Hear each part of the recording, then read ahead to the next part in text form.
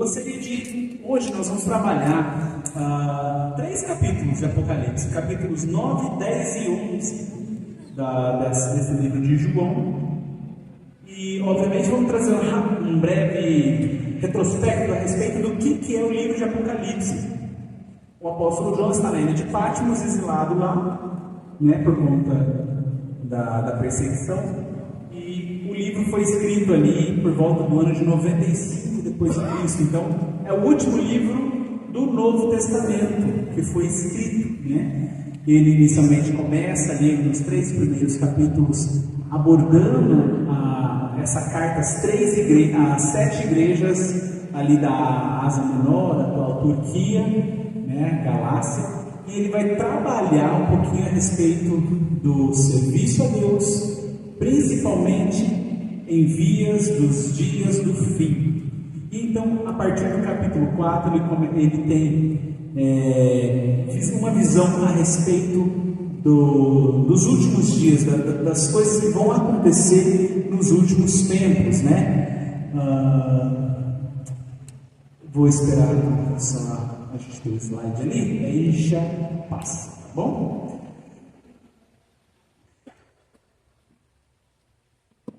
Mas antes, a gente viu, vocês viram até o capítulo 8, nós vimos então até a 4ª trombeta. Se a gente olha um pouquinho do cronograma do que vai acontecer, isso, é isso aí. Se você olha um pouquinho do cronograma do que vai acontecer nos últimos tempos, quando nós olhamos para Apocalipse, você está olhando para um período de basicamente 7 anos, que corresponde à última semana. Ali, se você olha para as profecias de Daniel lá atrás, corresponde à última semana de Daniel. Então, é um período que são chamado de grande tribulação. O Apocalipse vai trabalhar sobre a grande tribulação, sobre o que vai estar acontecendo aqui na Terra depois que nós, como crentes em Cristo Jesus, formos arrebatados. Então, vai haver ali a manifestação do Anticristo, vai haver toda aquela situação do povo de Israel, a igreja vai ter subido, não estaremos mais aqui, mas então vai todo um desenrolar de fatos e situações que vão acontecer e que vão trazer o julgamento, a ira de Deus, o juízo de Deus sobre toda a terra. Então no capítulo 8, até o capítulo 8 você tem então até a 4ª trombeta. Quando você olha aqueles juízos divinos que a gente vê, que são os selos, as trombetas e as taças. E todo esse período que acontece basicamente mais no final da tribulação, no final dos 7 anos. Os selos são os juízos mais leves que tem.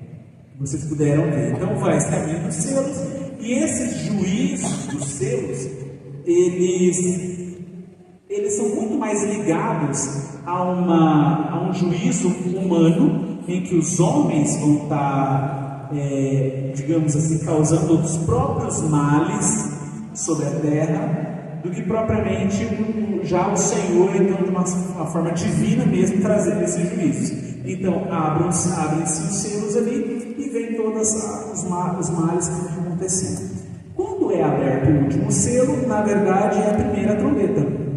Então, basicamente você tem de 1 a 7 selos, dentro do último selo corresponde a 7 trombetas, e dentro da última trombeta corresponde a 7 taças. Então, como se não é algo seguido, é um dentro do outro, basicamente. Então, para você ver que o juízo mais leve é maior, o juízo mais pesado é intermediário, ele vai durar um certo tempo, e o juízo que é terrível, inimaginável, é pequeno, porque ele é suficiente para devassar todas as coisas. Eu posso ficar com o passador? Você vai passando? Então tá bom. Então, quando a gente olha para Apocalipse capítulo 9, ele vai mostrar basicamente a derrota do sistema mundial perante o Senhor.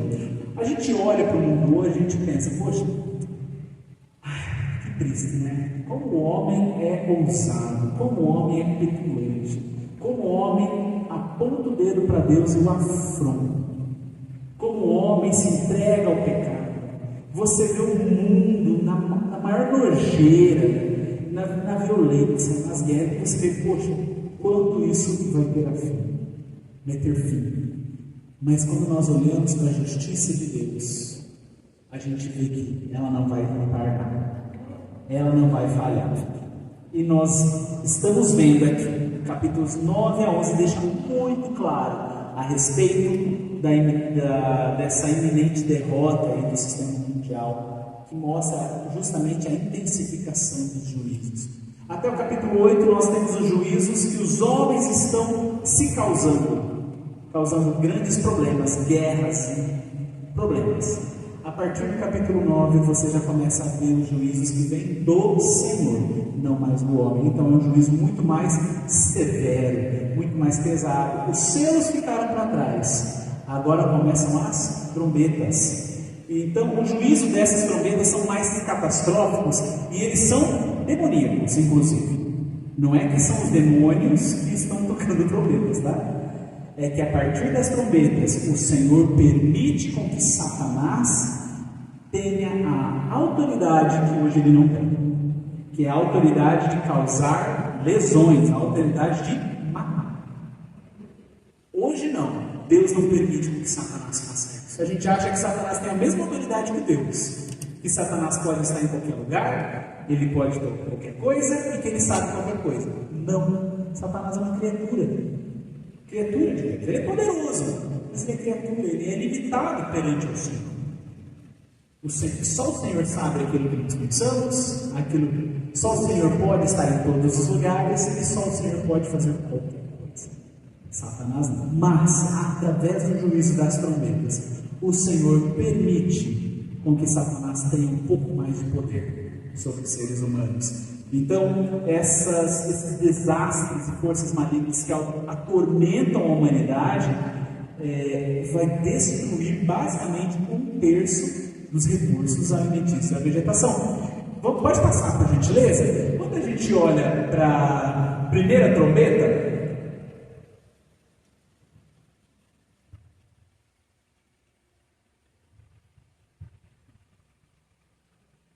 isso aí, assim, a gente gosta de ao vivo.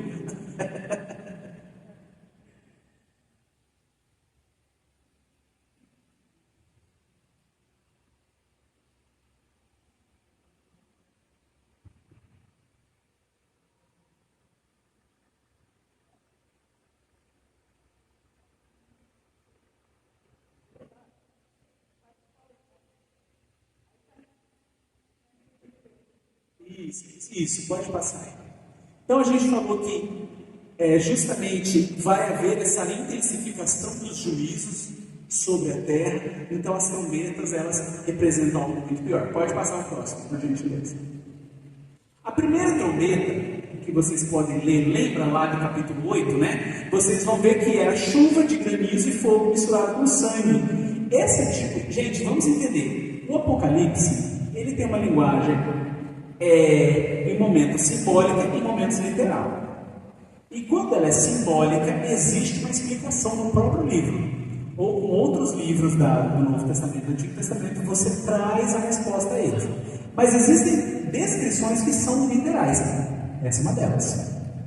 Vamos entender que esse é um momento que a terra está sob julgamento severo divino de Deus. Então isso vai acontecer. Chuva de granizo e fogo misturado com sangue. Por que significa essa chuva de granizo, esse julgamento de Deus ali? Isso. É o julgamento de Deus sobre a terra. Vamos lembrar que Deus está julgando todos os elementos, todas as coisas que estão sobre essa terra. Então, quando houver essa chuva de granizo, é para destruir toda a árvore e toda a erva verde. Foi queimada 1/3 da terra. Então, com esse julgamento dessa trombeta, da primeira trombeta, do granizo misturado com fogo, né, e sangue, foi destruída 1/3 de toda a terra. A segunda trombeta é uma grande montanha em chamas que foi atirada ao mar, e com isso 1/3 se tornou em sangue e morreu 1/3 dos seres marinhos ali. Enquanto a primeira trombeta trata de um julgamento de Deus sobre a terra, a segunda trombeta trata de um julgamento de Deus sobre o mar. Tá? Pode passar o segundo slide, tá? Quando for falando das trombetas, daí você pode passar. Pode passar o outro slide. Isso. Então nós temos aí uma grande montanha ardendo em chamas, que é o julgamento de Deus sobre o mar. A terceira trombeta, pode passar? A terceira trombeta é uma grande estrela que caiu sobre os rios e as fontes de águas, e com isso uma terça parte das águas ficaram amargas. Então você vê ali o julgamento de Deus sobre as águas. Então nós já temos um julgamento sobre a terra, um julgamento sobre o mar, e agora sobre as águas fluviais, que são as águas doces, né? A água salgada já foi julgada, a água doce também foi julgada, e assim se tornou amarga, se tornou imprópria para consumo. A quarta trombeta é uma terça parte do sol e a lua foram atingidos por isso, então o mundo se escureceu. É o julgamento de Deus sobre os astros. Então os astros também são impactados por isso. Deus está julgando, Deus está cada vez mais forçando,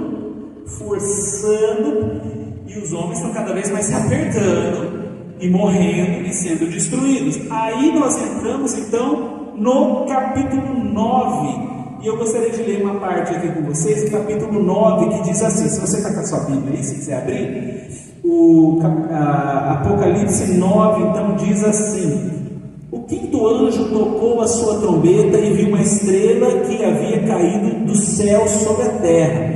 A estrela foi dada a chave do poço do abismo. Quando ela abriu o abismo, subiu dele uma fumaça como de uma gigantesca fornalha. O sol e os céus escureceram com a fumaça que saía do abismo. Versículo 3: da fumaça saíram gafanhotos que vieram sobre a terra, e lhes foi dado poder como de escorpiões da terra. Eles receberam ordens para não causar dano nem à relva da terra, nem a qualquer planta ou árvore, mas apenas aqueles que não tinham o selo de Deus na testa. Não lhes foi dado poder para matá-los, mas sim para causar-lhes tormento durante 5 meses. A agonia que eles sofreram era como a de picada de escorpião. Naquele dia, os homens procurarão a morte, mas não encontrarão. Desejarão morrer, mas a morte fugirá deles. A quinta trombeta, então, começa a ação satânica, diabólica. Até a quarta trombeta, nós vemos ações naturais que Deus manipulou para que a terra fosse julgada. A terra, a primeira trombeta, o mar, a segunda trombeta, os rios, a terceira trombeta, e os astros, a quarta trombeta. A quinta trombeta começa a vir mais forte, através, então, de ação satânica. Quando João vê essa figura dos gafanhotos, não se tratam de animaizinhos, bichinhos, insetos gafanhotos que vêm e picam. Se tratam literalmente de demônios e horripilantes mesmo. Esses demônios, a gente pode entender que eles estão no abismo hoje. Está fechado, por isso que a Bíblia fala que eles estão lá no abismo, que não é acessível. Deus não permite que eles saiam de lá.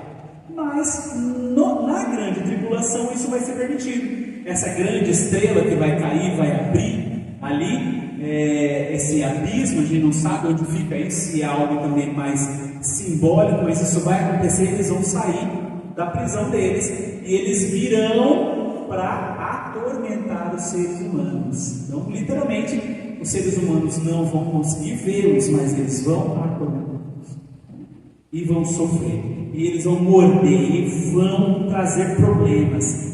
A terra já está escura, por causa que o sol já foi atingido, uma terça parte. A lua também. A vegetação, 1/3 já foi porque água.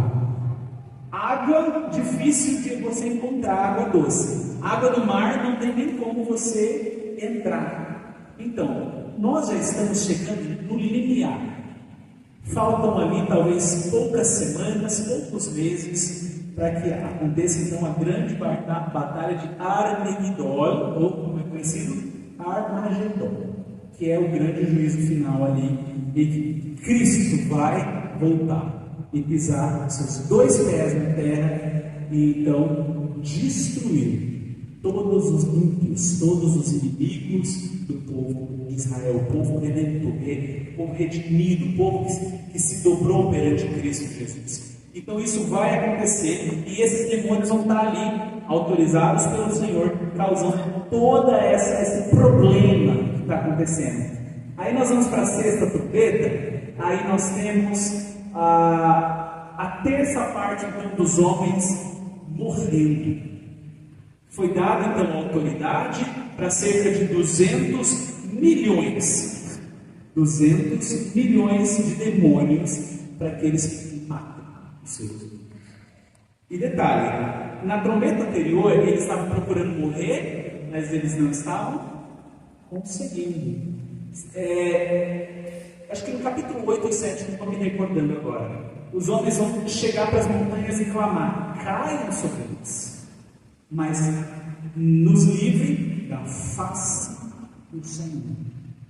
Eles estão reconhecendo a autoridade que o Senhor tem, mas mesmo reconhecendo essa autoridade, é um reconhecimento forçado. Eles não vão se dobrar essa autoridade.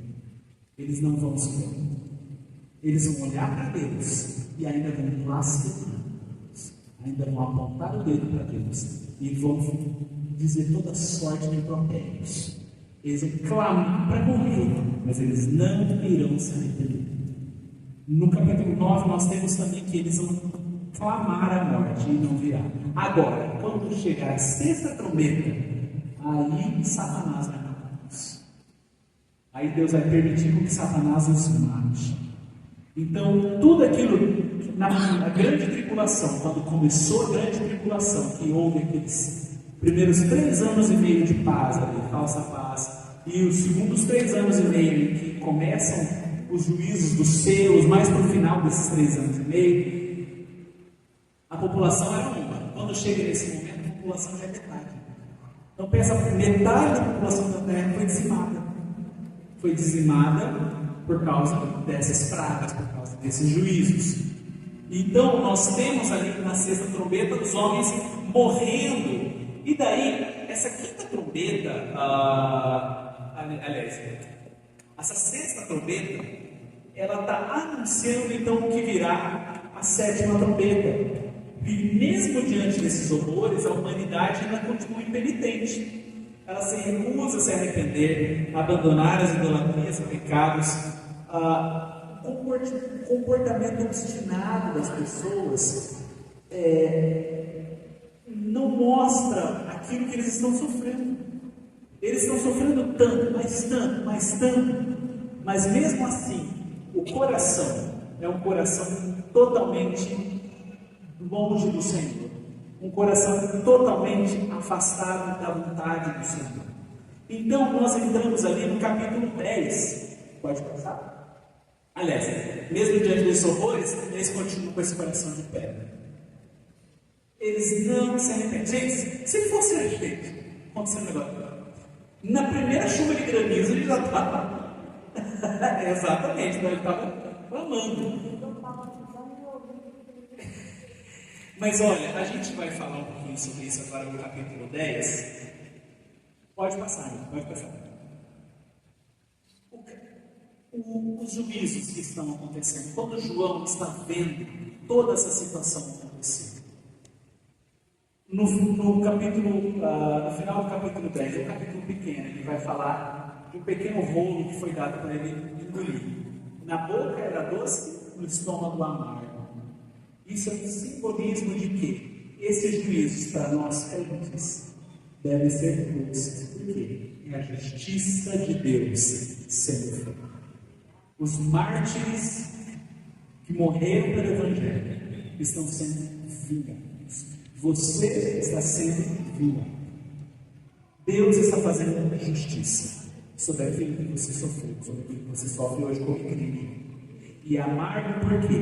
Porque os ímpios vão pagar com a vida aquilo que eles fizeram e rejeitaram a Cristo. Então, os juízos de Apocalipse não devem trazer medo, temor para nós. Muito pelo contrário. O livro de Apocalipse deve nos trazer esperança. deve nos trazer conforto, alegria. Por quê? Porque Deus está fazendo a justiça, a boa justiça dele, e o pecado não vai triunfar, Satanás não vai reinar, nós vamos reinar com Deus. Então isso tem que trazer para a gente libertação, alegria, esperança de ver aquilo que vai acontecer, porque nós não teríamos autoridade para fazer isso, mas Deus tem. Então, olhando um pouquinho para o capítulo 10, ele mostra um anjo ali que revela um pouquinho mais sobre os planos futuros de Deus e que foi abertamente profetizado. A gente vê ele principalmente nos livros de Daniel, livros de Zacarias, Isaías, Ezequiel. Nós temos também as cartas de Paulo de 1 e 2 Tessalonicenses, 1 Coríntios capítulo 15, você tem ali e Apocalipse. Todos esses livros a gente tem que ver juntos, tudo isso relacionado ao fim dos tempos, e são profecias a respeito do que vai acontecer. De fato vai acontecer, ainda não, algumas já aconteceram, outras vão acontecer. Então tudo isso que está sendo profetizado ali foi registrado. Mas aqui no capítulo 10 nós temos a figura de um anjo. Essa aí, desculpa a imagem, tá? Mas essa foi a imagem mais perto que eu achei na internet para tentar explicar o que é a visão, tá? Então eu tentei até gerar essa imagem com inteligência artificial, mas não consegui, então peguei na internet mesmo. E justamente um anjo, é que o relato do capítulo 10, o relato do capítulo 10, ele vai falar assim: então vi um anjo poderoso que descia dos céus, ele estava envolto numa nuvem, a nuvem está aqui, e havia um arco-íris em cima da sua cabeça, a sua face era como o sol, e suas pernas eram como colunas de fogo. Ele segurava um livrinho que estava aberto em sua mão, colocou o pé direito sobre o mar e o pé esquerdo sobre a terra, e deu um alto brado, como um rugido de leão. Quando ele bradou, os 7 trovões falaram. Logo que os 7 trovões falaram, eu estava prestes a escrever, mas ouvi uma voz do céu que dizia: sério que disseram os 7 trovões, não escreva. Quem são esses 7 trovões? Possivelmente 7 anjos do Senhor que estavam falando o que mais vai acontecer. Só que não foi autorizado a João escrever, então nós não sabemos o que vai acontecer, mas vai acontecer. Então, isso é uma parte da profecia que ninguém sabe o que realmente vai acontecer, mas que de fato vai acontecer.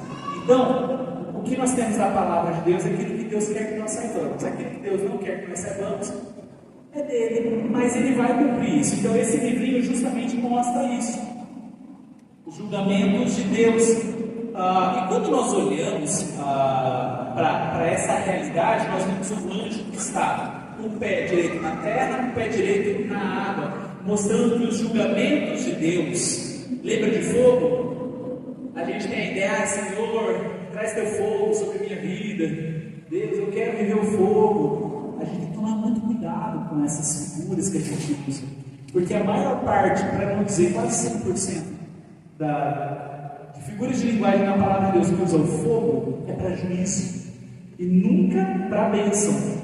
Então o fogo é sempre juízo de Deus, é sempre trazendo o julgamento, né? A vingança do Senhor. Isso vai acontecer, por isso as pernas de fogo, porque o juízo de Deus vai ser tanto sobre a terra quanto sobre o mar, para mostrar que toda a terra estará debaixo desse julgamento.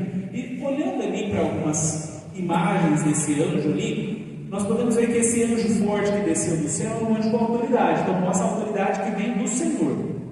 Ele envolto em nuvens com arco-íris, a nuvem simboliza a glória. Lembra que Cristo virá entre as nuvens com poder e grande glória. Então a nuvem simboliza a glória. O arco-íris, quem lembra lá de Noé? Por que nós temos o arco-íris? É o quê? Uma palavra. Aliança, exatamente.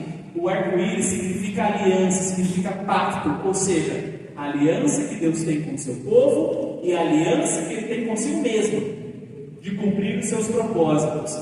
O rosto como o sol significa que ninguém pode olhar para Ele. Isso significa que ninguém pode olhar para o julgamento que vai acontecer. As pernas como colunas de fogo é que por onde ele anda, ele traz julgamento. Lembra do fogo, julgamento? Lembrem-se disso, gente. Fogo traz na Bíblia julgamento.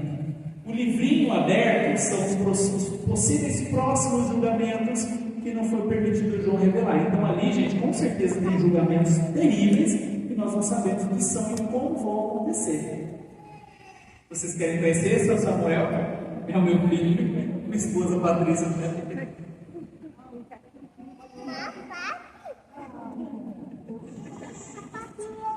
O pé direito está sobre o mar e o esquerdo sobre a terra. É o juízo de Deus que é de caráter universal, tá? O livrinho era doce na boca, então vamos lembrar que o livrinho era doce na boca, por quê? A justiça de Deus sendo feita, e esse doce é para quem? Para os cristãos, para nós, salvos em Cristo Jesus. E o amargo é para quem? Para os ímpios. Gente, quando você se depara com uma visão dessa e algo que vai realmente acontecer, lembrando que nós não sabemos quando Cristo vai voltar. Não é verdade? Mas ele vai voltar, não vai voltar? Amém? Ele vai voltar. Mas nós não sabemos quando isso vai acontecer. E quando a gente não sabe quando isso vai acontecer, nós precisamos pensar, poxa, eu tenho meu pai, minha mãe, meu irmão, aquele amigo querido no trabalho que não conhece Cristo. E se Jesus voltar hoje e levar, ele vai ficar, ele vai sofrer com isso aqui. Isso tem que nos levar a gente a ter compaixão das pessoas também. Mostrar que esse juízo é feroz. Esse juízo é feroz e nós não podemos ficar inertes ao sofrimento da terra. Hoje eles desprezam a Deus, mas naquele momento eles vão estar aterrorizados com aquilo que Cristo vai fazer. Mas naquela hora vai ser tarde demais. Então, nós precisamos olhar para esse juízo com a graça, com a misericórdia do Senhor. Olhar para essas pessoas e pensar, poxa, eu tenho que falar aqui não por medo dos juízos, mas porque hoje Cristo oferece esperança. Hoje Cristo oferece graça, oferece consolo, oferece amor, oferece presença conosco. Ele nunca nos abandonou. Naquele momento, eles estarão abandonados à própria sorte. Não vai ter consolo, não vai ter graça, não vai ter misericórdia. Mas então nós entramos no capítulo 11, que é um capítulo bem interessante a respeito daquilo que vai acontecer ali em Jerusalém, basicamente. Nós estamos vendo que o livro de Apocalipse trata sobre a tribulação. Então a igreja já subiu, está com o Senhor nas bodas do Cordeiro no céu, enquanto os juízos de Deus estão acontecendo aqui na terra.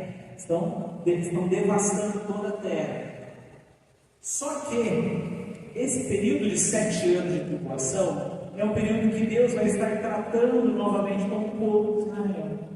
Deus deu uma pausa com a sua nação Israel ali, quando veio Jesus Cristo, porque o povo de Israel rejeitou o Senhor. No Antigo Testamento você tem vários exemplos da rejeição do povo de Israel à aliança, à lei, ao próprio Deus. Então Deus começa o período da igreja, uma nova dispensação. E agora, na tribulação, Deus fala, eu vou terminar com Israel. E você tem diversas passagens e profecias que mostram, principalmente no livro de Isaías, que mostra Deus voltando a tratar com o seu povo. Algo que ainda não aconteceu, que vai acontecer. Deus vai tratar. E Deus vai tratar com o seu povo na tribulação através da figura de 2 pessoas, 2 homens, que são testemunhas ali, que estarão em franca oposição a Satanás. Estarão em Jerusalém e eles terão autoridade e poder vindas do próprio Deus para testemunhar. Então, essas 2 testemunhas, eles vão estar ecoando a voz de Deus, eles vão estar testemunhando. O Evangelho vai estar sendo pregado. O Evangelho estará sendo pregado. Deus não vai deixar de proclamar a tua palavra. E esses 2 homens estarão lá em Jerusalém. Só que daí quem está no mundo também? O anticristo. É anticristo, o falso profeta, ele vai atrás, ele vai tentar destruir esse evangelho. Se vocês veem perseguição hoje, isso nem se compara à perseguição que vai acontecer. Só que essas duas figuras, essas duas testemunhas, têm poder de vir do alto. Então, com a sua boca, eles são capazes de emitir fogo, de destruir aqueles que tentarem matá-los. Então, o mundo vai perseguir, o anticristo vai tentar perseguir essas duas testemunhas e não vai conseguir matar essas duas testemunhas. Essas duas pessoas de grande autoridade espiritual, elas possivelmente serão aqueles que vão, através do seu evangelho, da mensagem de Cristo ali, através deles, vai haver a conversão de 144 mil judeus. Não são 144 mil testemunhos de Jeová, como eles falam por aí. Não vão ser 144 mil pessoas do mundo inteiro, vão ser 144 mil judeus que vão se converter com o testemunho dessas duas testemunhas e estarão agora entendendo que o Messias que eles rejeitaram, que eles mataram, enfim, é o Messias Salvador deles. Eles vão se dobrar perante Jesus e vão receber na testa deles o selo de Deus. Eles não vão receber a marca da besta, eles vão receber o selo de Deus. Quem vai receber é o mundo.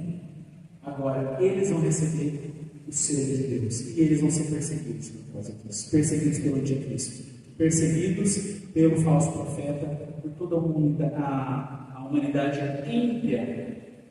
Só que tem uma coisa: a besta vai ser solta ali e, enfim, ela vai emergir do abismo e vai matar esses dois falsos profetas.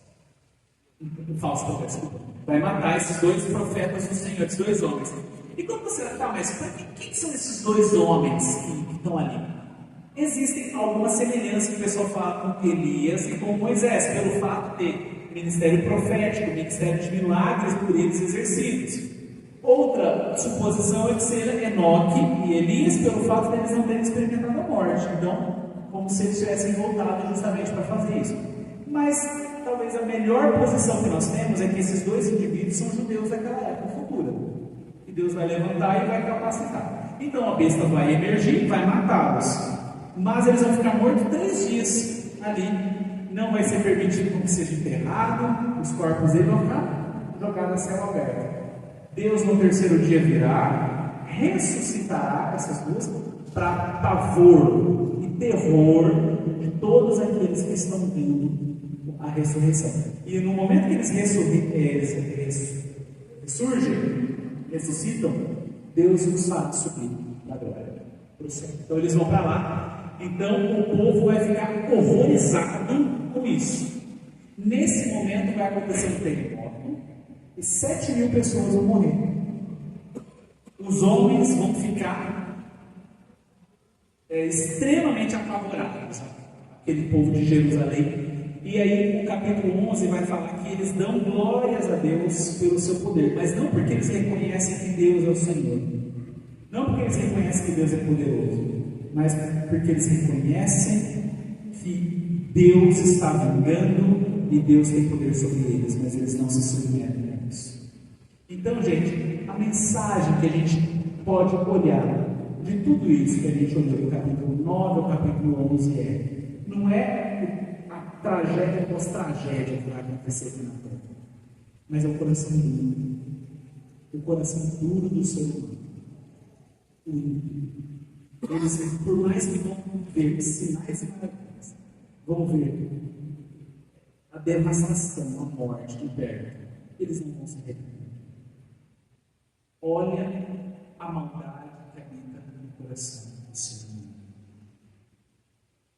E por fim a gente vê a 7ª trombeta, que não é de forma um juízo ali, uma praga para acontecer, mas é que o desenrolar da última sequência de juízos, das 7 taças, que possivelmente vocês verão nas próximas aulas.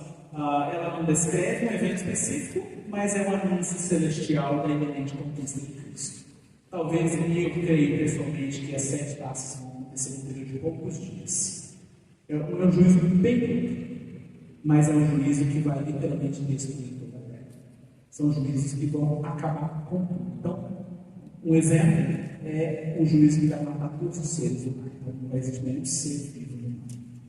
Com isso, a terra vai estar diante de Cristo. No final das 7 taças, a 7ª trombeta anuncia a vitória de Cristo Jesus. Porque no final da 7ª taça, Cristo volta. Cristo volta na região de Megiddo, ou Armagedon, ou Armagedon, e ali ele destruirá todas as forças ímpias, a força da besta, que tenta destruir o povo de Deus. Ele vingará o sangue dos mártires, ele vingará todo o pecado. E que isso sirva de esperança para nós, doce como mel e amargo como fel para os ricos, mas para mostrar que em Cristo Jesus nós temos a vitória. Agora não. Agora a gente vai sofrer. E a gente não tem que procurar se vingar. A gente não tem que procurar fazer justiça nas próprias mãos. A justiça virá e não vai guardar. E certamente Deus vai trazer a justiça, mas a vitória nossa, onde vingou a gente no milênio com o Senhor. Tudo diferente, tudo transformado e o Senhor reinando por 1000 anos aqui, mas isso aí é spoiler das próximas anos, tá bom?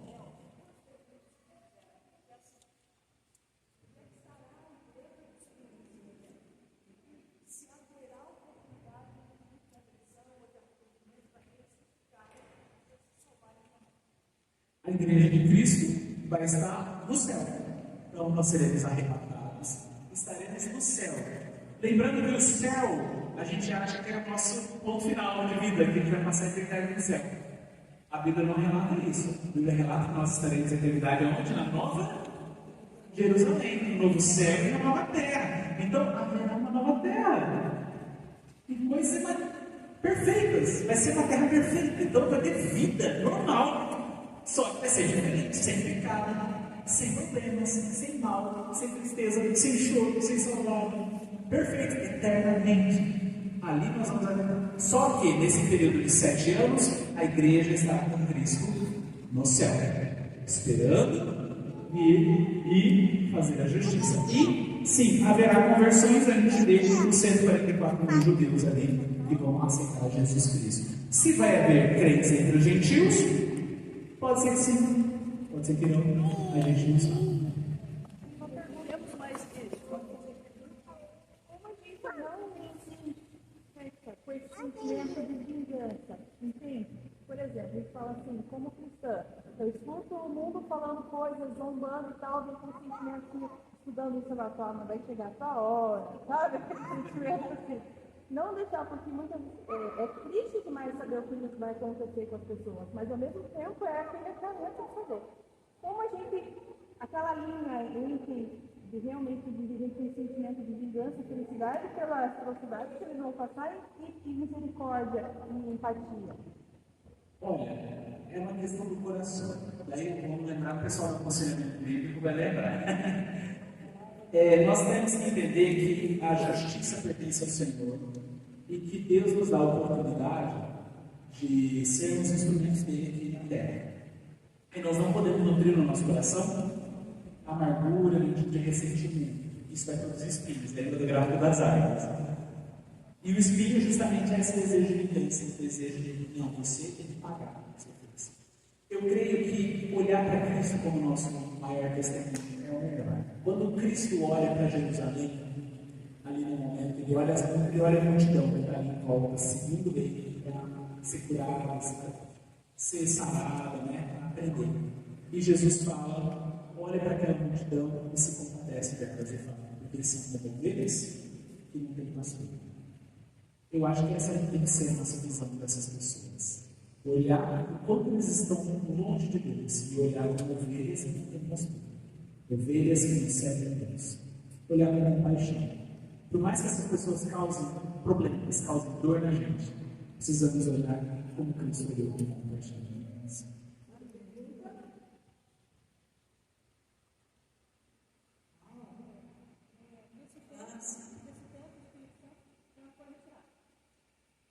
Esse tempo, o Espírito Santo foi retirado. Retirado de onde? Explica isso, pastor.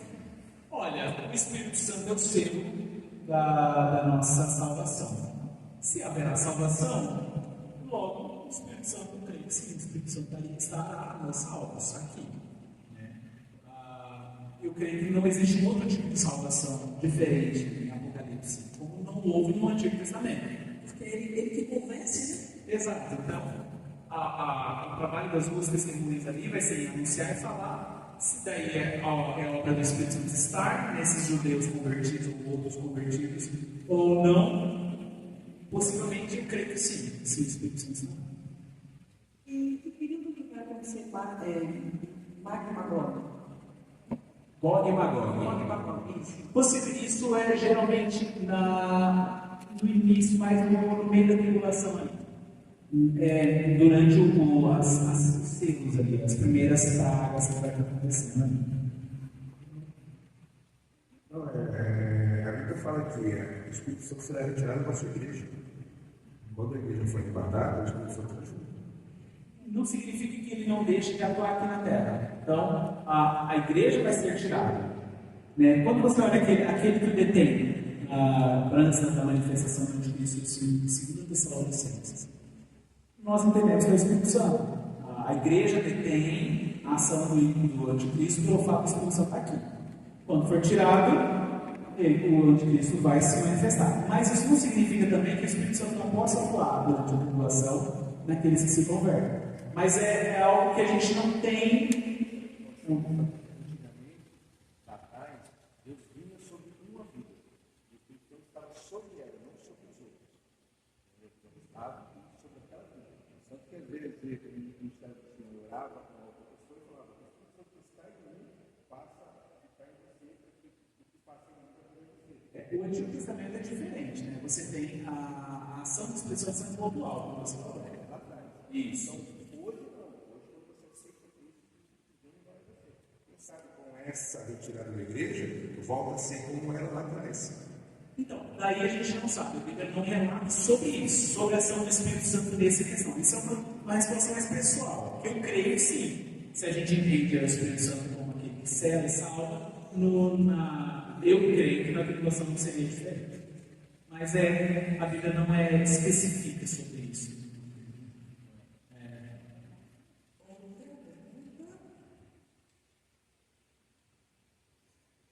Só voltando nessa questão aqui do Espírito Santo, se a Trindade é um só, a presença do próprio Deus é o próprio Espírito. Se ele vai estar fazendo um julgamento sobre a terra, provavelmente a presença dele será a presença do próprio, da Trindade ali representada ali. Faz sentido isso? Sim. Só para trazer um ponto de vírgula na questão. Sim, um momento aqui, já vou. Temos 2 minutos, pode falar. Sobre o sexto selo que fala que vai vir os gafanhotos, prometo. Toma a sexta vez vai vir os gafanhotos. Aqui, desculpa. Vai vir os gafanhotos. Você falou que são os demônios, certo? Isso, seres demônios. Então, eu vi uma explicação que o autor fala que esses gafanhotos, na verdade, são helicópteros, naves, porque como João na época não tinha o conceito, não tinha essas naves, quando João fala assim que tinha colosso na cabeça, coraças de metal, que destruía qualquer coisa, então isso estava se referindo, podia ter se referido a helicópteros do exército, esse exemplo? Isso foi uma visão que povoou um pouco o imaginário das pessoas mais nos anos 90, 80 ali, que tinha essa ideia de, poxa, pode ser que seja equipamentos bélicos hoje, mas a Bíblia não abre nenhum tipo de precedente para esse tipo de entendimento, a gente não vê isso como uma possibilidade de ser, senão a gente teria algo mais especificado. Possivelmente sim, quando ali fala sobre as mordidas desses gafanhotos, fala da ação de Satanás. Então não teria por que ser helicópteros, até pelo trabalho que é feito por esses demônios. Não são 200 milhões. Como é que você vai ter 200 milhões de equipamentos bélicos fazendo um tipo de serviço desse? Você não tem. Ali o Apocalipse é bem claro em relação à questão de demônios. Mais alguma pergunta? Está gostando o papo que está falando aí, né?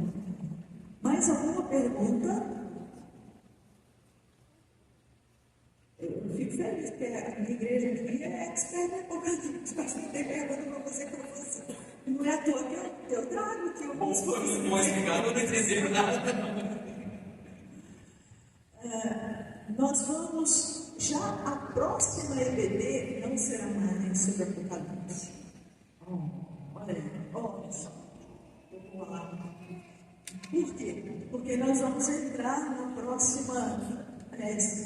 Já vou dar dando spoiler também aqui, né? A gente vai entrar sobre uma nova sessão que é sobre a doutrina da salvação, aquelas lições preparatórias para o entendimento básico da vida eterna, da conversão e da salvação. Isso vai nos ajudar muito a colocar em prática o que estamos aprendendo com o Apocalipse. Provavelmente, quando nós retornarmos a algumas outras lições, isso já em 2025, para terminarmos o Apocalipse, vou convidar aqui o meu amigo para estar vindo em algumas dessas lições. Mas o bom de tudo isso é que nós estamos ouvindo da mesma palavra de irmãos nossos que estudaram, que aprenderam, que conheceram e que trazem esse entendimento. E a gente está tendo quase que, eles não se encontraram, mas a gente está tendo quase que uma mesma linha de raciocínio, de entendimento, de mensagem que vem sobre a igreja do Senhor, sobre os filhos do Senhor. Então, uma das coisas que nós precisamos ter no nosso coração é isso. Nós, como a igreja do Senhor, somos a voz profética de Deus nesse tempo. Somos aqueles que são as testemunhas do Senhor para pregar as boas novas, a salvação, a vida eterna e a volta do Senhor. Essa função. Isso da igreja do Senhor. Até que Ele... Isso. Pastor, muito obrigada. Obrigada por atender o convite. Domingo é um dia diferente, né? Eles estavam no casamento, ajudando uma família do pequeno grupo deles, e de lá já vieram para cá, né? E eu agradeço, Patrícia. Obrigado, pessoal. Fico meu abraço, meu carinho para vocês. E sempre gostoso estar aqui de volta, né, na casa de vocês, aí poder compartilhar da palavra do Senhor. Deus abençoe vocês. Antes de ficar em pé, gostaria de chamar o irmão Paulinho que viesse orar para o pastor Daniel, para a sua família. Legal estar junto aqui com a sua família, os seus filhinhos. E Deus os abençoe. Estenda a sua mão para eles aqui. Vamos acompanhar a oração. Amém. Senhor Deus, Pai, muito obrigado pela tua do céu, obrigado, Senhor, pelo estudo, pela capacidade, pela graça, pela edificação do Senhor tem nos dado, Senhor, nesses dias. Fortalece, edifica a tua igreja, reveste-nos, ó Pai, com os ensinamentos, com a verdade a qual nós temos ouvido, Senhor, para que nós estejamos preparados para responder àqueles que, de alguma forma, querem, Senhor Deus, tirar a razão, o entendimento nas coisas celestiais. Pai, em nome de Jesus, para a honra e glória do nome santo de Jesus, que o Senhor possa abençoar, fortalecer cada dia a vida do teu servo e da sua família, para que possamos, Senhor, ter homens, pessoas no nosso meio, Senhor, a cada dia iluminadas, enviadas pelo Senhor, para que possamos andar nessa verdade. Em nome de Jesus Cristo, eu te agradeço. Amém.